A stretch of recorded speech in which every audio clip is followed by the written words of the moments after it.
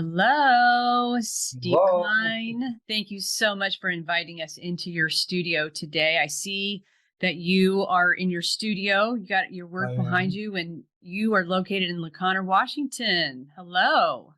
Hello, and thank you for having me, Jody. Absolutely. As we talk about climate pledge and glass, and particularly your glass sculptures, you and I were just talking before we started recording, but what do you hope that a policymaker is going to glean from looking at your glass sculptures? Well, that's a really interesting question as I'm thinking about it, who are the policy makers? And I look at my work more as objects that might appeal to policy influencers Yeah. instead of makers. And at times, those influencers are children because first of all, they're the ones that will be most affected by climate change and by global warming right now. And they're being brought up to care about that. And when they see the work and talk about it in the Yeah. classroom, they're going to go home and tell their parents about it. Yeah. And I think that's where change will happen. I think we have to take it out in a way out of the realm of politics because it's going to be a constant fight in the political arena. The corporations that want to dump their stuff into rivers or drill for more oil or do more fracking are going to Yeah. fight any type of environmental protection, evidenced by the case, I believe it was last year, West Virginia versus the Environmental Protection Agency, and the Supreme Court ruled in favor of West Virginia. But, the reality is we have a Supreme Court that's very conservative right now, and they are not going to rule with environmentalists. So I guess in a way I've kind of skirted around your question, and my Well, work is to just bring awareness that there's a lot of beauty and the pieces are meant to be beautiful. They're not meant to be ugly. They're not meant to uh, hammer someone over the head. They're meant to be beautiful, and they're meant to say, look, if we don't make changes, the beauty we see in nature, the beauty we that sustains our life every day is going to disappear. absolutely. And as we record this in 2023, yeah, you're right. Our Supreme Court is very conservative. And I just keep going back to what you're saying with the children, because Earth is the one thing that every single human on this earth has in common is our Mother Earth. It's the one thing Exactly. that brings us all together. Well, I'm going to start sharing my screen because I would love to talk about your work. And yes, in one of your last reviews at the exhibition you had, A Precarious Edge at the Museum of Northwest Art, one reviewer said it's beautiful, sometimes mysterious. So, as we talk about your work, I'd love to have you share a little bit more about your journey into Firestorm, where it's 32 elements of kiln cast glass. Yeah. What was your aha moment when you knew that you wanted to make work around the climate crisis? And how'd you come up with this form? Yeah. Well, actually, Jody, there's two different pieces there. The green is titled Forest. The the orange and the yellows and reds is titled Firestorm, and they're attached in in a lot of unfortunate ways. That green can turn into orange too quickly. I've had a couple aha moments. The first one that really started making me aware of the what's happening in the forest. I was several years ago. I was in Australia Mm. teaching, and I was taken into a park or a forest called Tidbinbilla. And the year before, there had been a fire there. And walking through the forest and seeing remnants of animal carcasses, remnants of trees, and you could still smell the Oh, the burning wood. Uh, it was sad. It was there was in a way there was no beauty left. There was no happiness left. There was nothing but sadness, and uh, that walk, the images from that walk are ingrained. They're in my head. I can't get rid of them. they're And then haunting a couple you. of years. I'm sorry, Jody. They're haunting you. Oh, they haunt me all the time. Yes, all the time. Then a couple of years ago, in California, the Paradise Fire, Oh, uh, a good friend lost her home, lost everything. Basically, they were on vacation when the fire hit, so they couldn't even pull out their pictures or their computers. They literally lost everything. Um, and several conversations with her. I mean, they recovered, and but just the thought of losing everything and having a friend lose everything was again, it's haunting. It's sad, and and devastating. and then over the years, we live in this beautiful place in LaConner, Washington. It's absolutely beautiful here. But there are times we get smoke from forest fires that are in eastern Washington, depending on the way the wind's blowing, sometimes in Canada. And it shrouds the beauty here. It has a very much an effect on the air. We can't go outside and You hike in the Yeah, woods. we can't even go outside. Yeah. I mean, the So index is over 250. I think we've had 9 consecutive years where the index has been over 200. yeah, yeah. So those those were I guess, the aha moments. Absolutely. I mean, it's Yeah. funny. Uh, growing up back in the 50s, we used to see Smokey the Bear. I mean, it was part of our school. Every year you'd have a little lesson in Smokey the Bear. Only you can prevent forest fires. Absolutely. I You remember that know, one. yeah. Okay. I mean, in a way, uh, the you can prevent forest fires has expanded, and what we can do then back in the 50s as compared to what we need to do now is a lot different.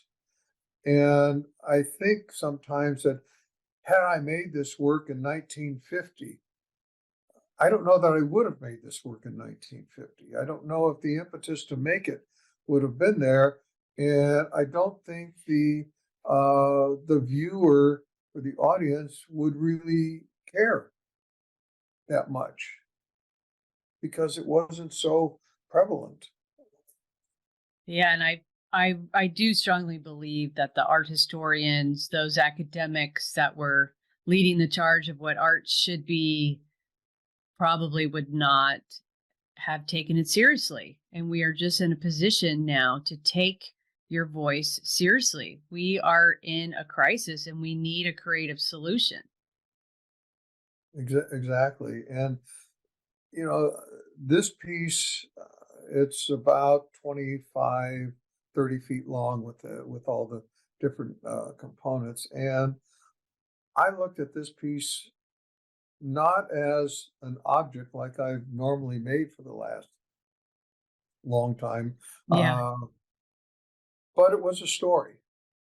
It was set so that people could walk along in a way like you're walking through the forest and you can see it. And it was set up so that when you came into the museum, you started at the end and you walked towards it. And when you came to the very end, there was a section that was clear cut. And there's a story behind that too. And then you walk to the forest, to the Mm, forest fire, the firestorm.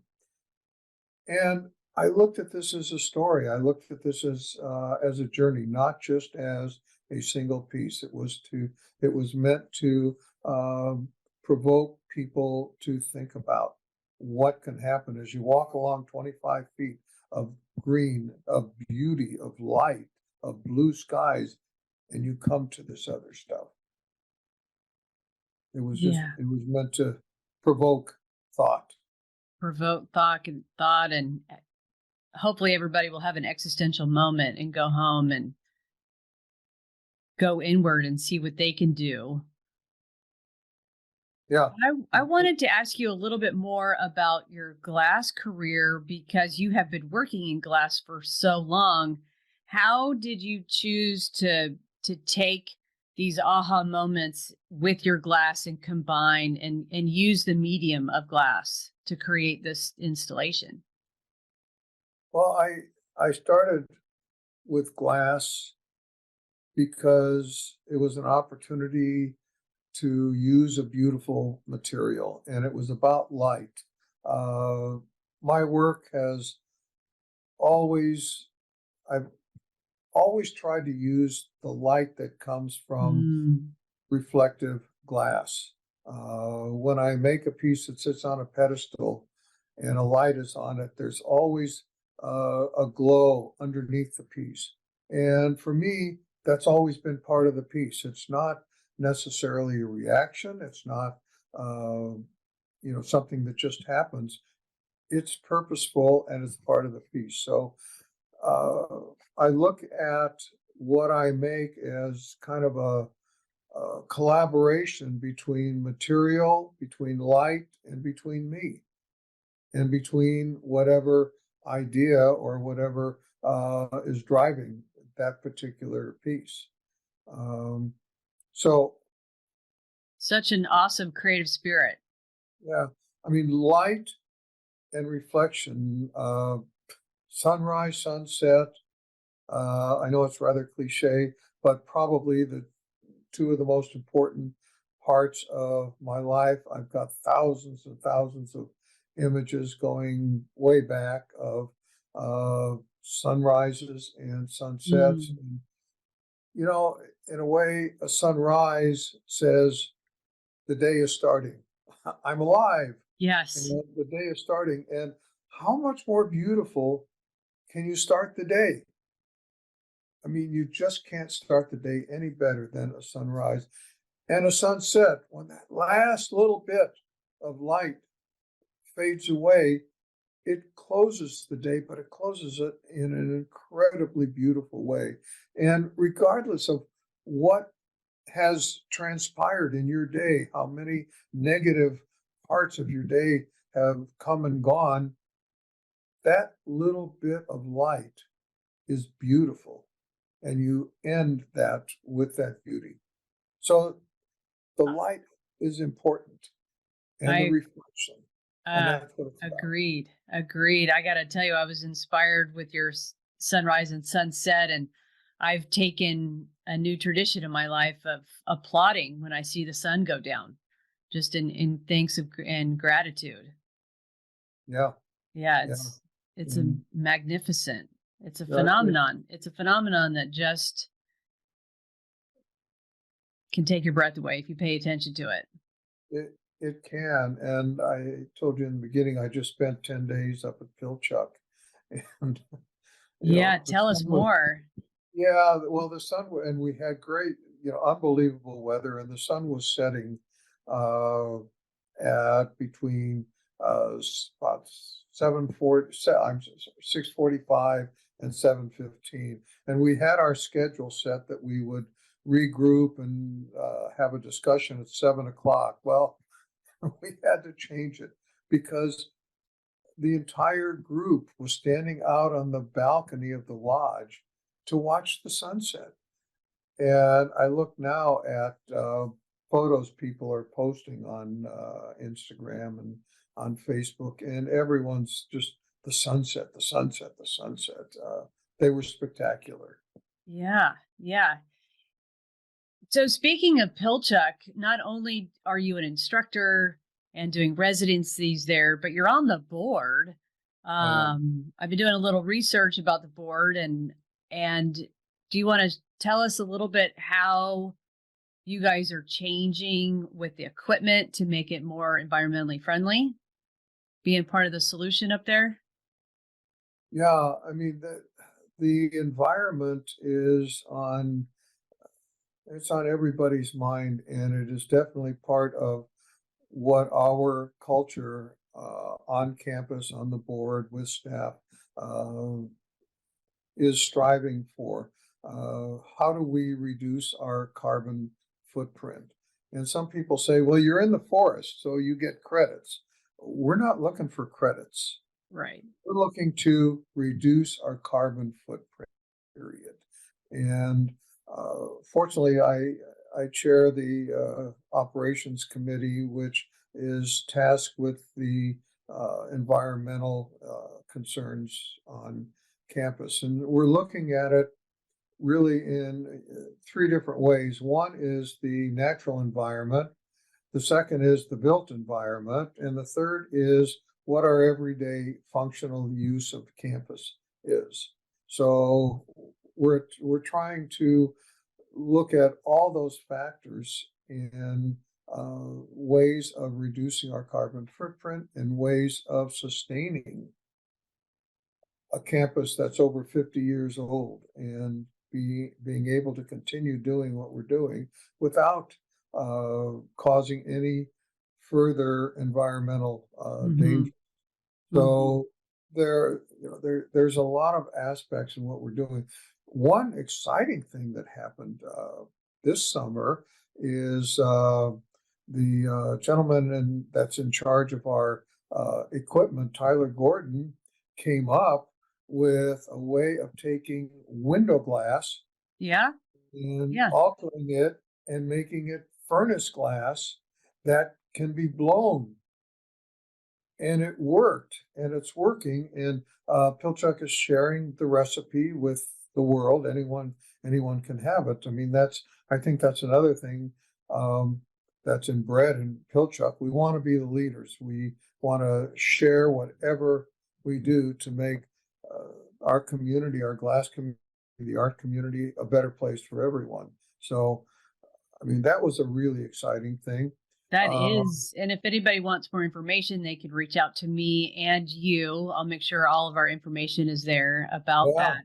And if there's anybody that can do it, it's glassmakers. That is one of the reasons why I admire the studio glass movement and all the artists participating is because the inventiveness is just outstanding. There's there's always things churning about how to make it just a little bit different, a little bit more friendly, either so two or three of you can be working on a piece together, or so you're trying to reduce the carbon footprint. That is awesome. right. And from a teaching standpoint, there's been a shift in the way classes have been approached. As an example, the first class I took at Pilchuck in 1996 was a sand casting class. I went home. I was one of 10 people in the class. I personally went home, shipped home 350 pounds of sand cast glass. And I can honestly say that it never got unpacked, ever. It all eventually, when we moved out of that house, it all went to recycle.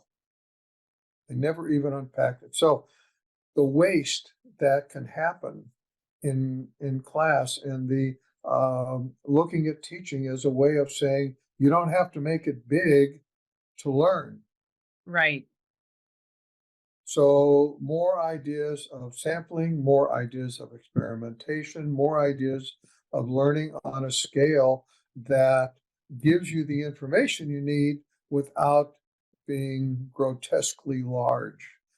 And I'm not saying there isn't time for making large work, there certainly is, Yeah. but we can substitute we can make models with clay, with cardboard, with a lot of different materials before we make things. We can make smaller samples before. So I think from a teaching standpoint, uh, the environmental needs are being recognized and being dealt with in a good way. Mhm.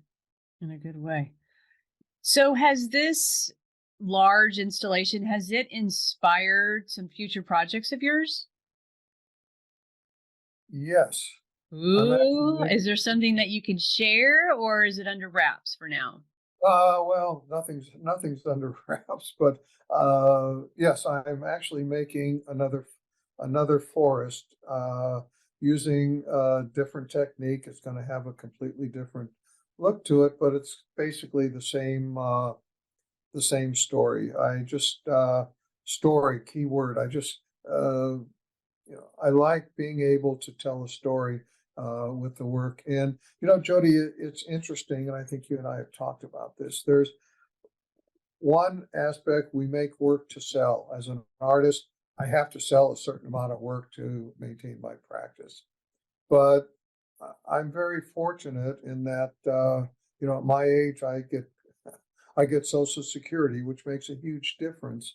And I don't have to make every piece for sale. I have the luxury of making a piece because I have to make a piece. Yeah, And that's really what started or gave me the luxury of time to make these pieces. I mean, I went, COVID was 2 years roughly.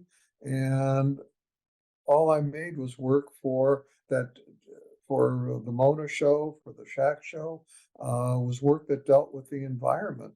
Uh, and, I want to continue making that work as a part of what I do on a daily basis in my studio.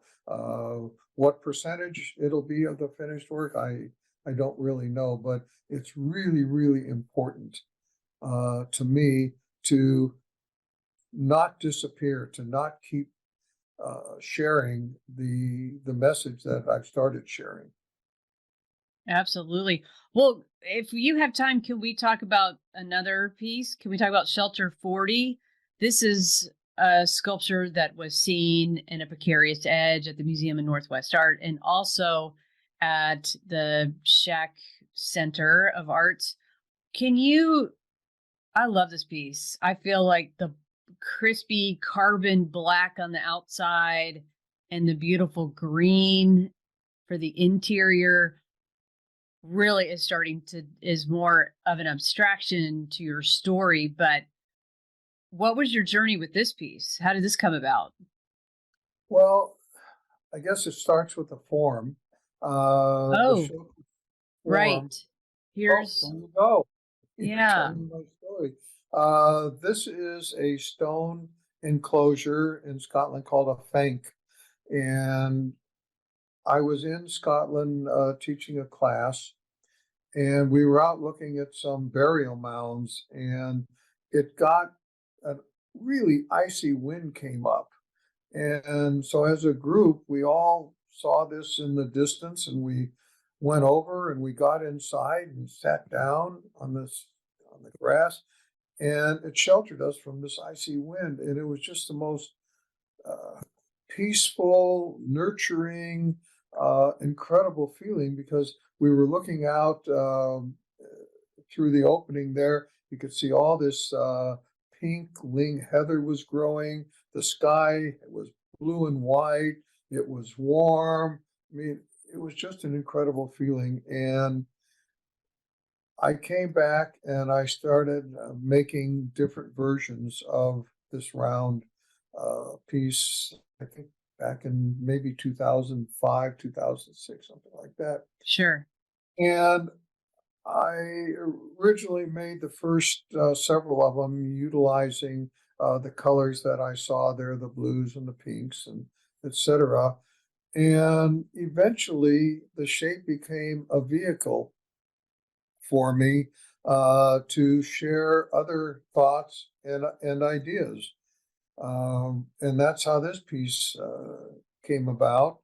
Um, the the forest, the shafts of light going through the forest. I Yes. think anyone who's ever walked in a forest or hiked in a forest, you see these shafts of light coming through, and it's just stunning. It's beautiful, and this piece was just meant to be something rather simple. One is entering the forest. The black was a way of uh, in a way sheltering what's inside. It wasn't meant to be a fire or anything. It was just a way of enclosing the forest, protecting it, sheltering it, and with the shafts of light coming through. Um, I mean, I don't think my work is complicated. Uh, some people have said they see more in it than I consciously see. Maybe subconsciously, I see there's more to it. But every piece that I make, and one of the reasons I like kiln forming and fusing and casting as opposed to blowing is there's nothing instant about this work. Mm, I can take a week, I can take 2 weeks, I can take 2 months or 2 years to make a piece. Um, and if it's not exactly right when it's done, or if it needs another line, I can cut it up and put that line in and fuse it again. So I really enjoy that process of communicating with the idea, with the material until we're all in agreement that it's right. right. It's that recommitment to your material and the conversation that you are having with it that I think is just genius about artists. And I really admire your creativity and especially your voice right now talking about the climate crisis. I want to thank you again for joining us, and we will talk again, my friend. Sounds great. Thank you, Jody. Take care.